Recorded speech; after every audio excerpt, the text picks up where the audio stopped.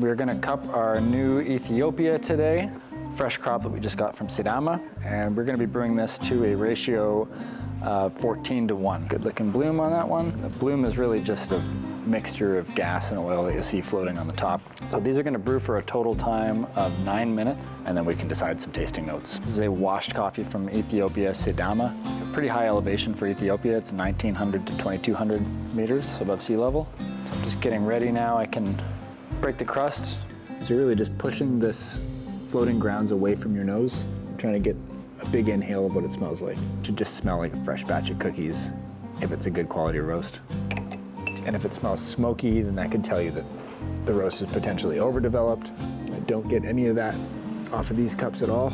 These smell like grape juice and fresh brownies out of the oven. But I'm gonna clean all this oil off the surface. If you leave too much oil in, it can cloud your judgment. It can also give you a false impression of the body of the coffee. And so for us, it's crucial that we understand what the body and the mouthfeel of the coffee is. Those are still cooling off. There's about 2 minutes remaining. Count down. Right now it's still fairly hot. It's palatable, so I can be able to tell pretty easily how it tastes, but I'm gonna taste it a few passes so that I can get an impression of what it tastes like at this temperature once it's cooled off, and then once it's really come to room temperature, I'll be able to detect a lot more. That funny sound I'm making when I'm cupping here is it's called aspirating. It's the act of spraying the coffee into your own mouth. Takes a bit of practice. Not everyone's favorite sound.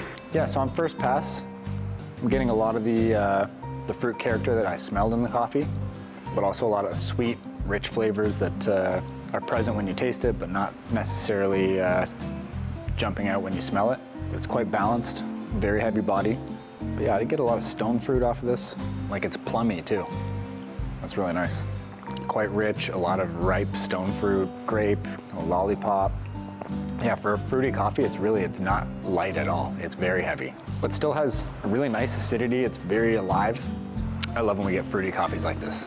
It's like, it tastes more like pie filling.